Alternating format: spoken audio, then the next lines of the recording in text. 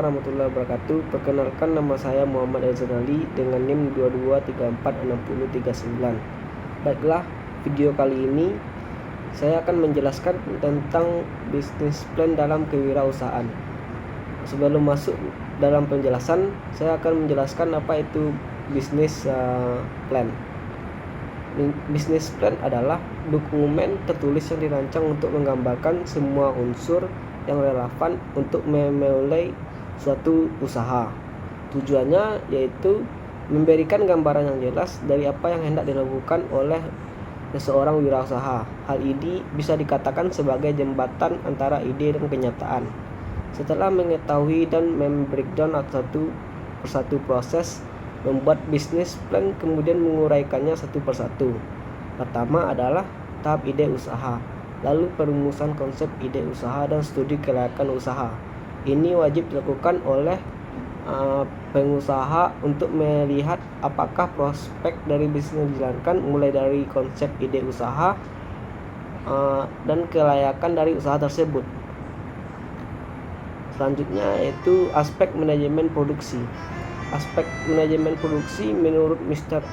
E.L. Brick adalah sebuah usaha untuk mengatur atau mengkoordinasikan, mengarahkan, mengawasi kegiatan produksi agar lebih efektif, baik dari segi biaya dan waktu serta jumlah yang ditentukan. Selanjutnya, hal pokok dalam manajemen produksi. Yang pertama, perencanaan produksi. Perencanaan produksi dilakukan dengan tujuan mengadakan persiapan sistematis untuk proses produksi yang akan dijalankan. Dalam menyusun perencanaan produksi, yang perlu diperhatikan adalah jenis barang yang diproduksi, kualitas barang, jumlah barang, dan bahan baku. Selanjutnya, hal pokok selanjutnya yaitu pengendalian produksi. Apabila rencana produksi telah dilaksanakan, hal yang penting dilakukan selanjutnya adalah pengendalian produksi. Pengendalian produksi bertujuan untuk mencapai hasil yang maksimal dengan efektif dan efisien. Pengendalian produksi dapat dilakukan dengan cara yang pertama menyusun perencanaan jadwal kerja, yang kedua pengaturan jadwal kerja, pengaturan detail rencana sistem kerja, terakhir menentukan target pasar. Selanjutnya ada aspek manajemen sumber daya manusia. Yang pertama, aspek sumber daya manusia merupakan hal yang penting dalam sebuah ide usaha. Perencanaan dan persiapan SDM yang handal akan turut mempengaruhi pada produk dan pelayanan sebuah usaha. Perencanaan sumber daya manusia yaitu bagaimana bisnis mampu memberikan motivasi kepada karyawan, serta proses perekrutan, pelatihan, dan evaluasi, sehingga nantinya sumber daya manusia yang dimiliki dapat menjalankan operasi bisnis yang dikembangkan. Dalam perencanaan sumber daya manusia, perlu kiranya seseorang wirausaha menganalisis hal-hal yaitu desain pekerjaan, deskripsi pekerjaan, job value atau nilai pekerjaan, kapasitas SDM, rekrutmen, produktivitas, training and development, compensation and benefit, dan career planning. Motivasi kepada karyawan harus dilakukan dalam sebuah perusahaan. Hal ini berpengaruh terhadap mental para karyawan. Untuk itulah diperlukan rencana motivasi yang baik. Hal pertama adalah pemberian kuasa kepada karyawan sehingga mereka lebih termotivasi dalam melakukan pekerjaannya. Untuk beberapa hal karyawan diberikan kewenangan melakukan pengambilan keputusan. Sebuah perusahaan harus punya strategi agar dapat meningkatkan kepuasan kerja dan meningkatkan motivasi karyawan, yaitu melalui program pelatihan dan proses evaluasi.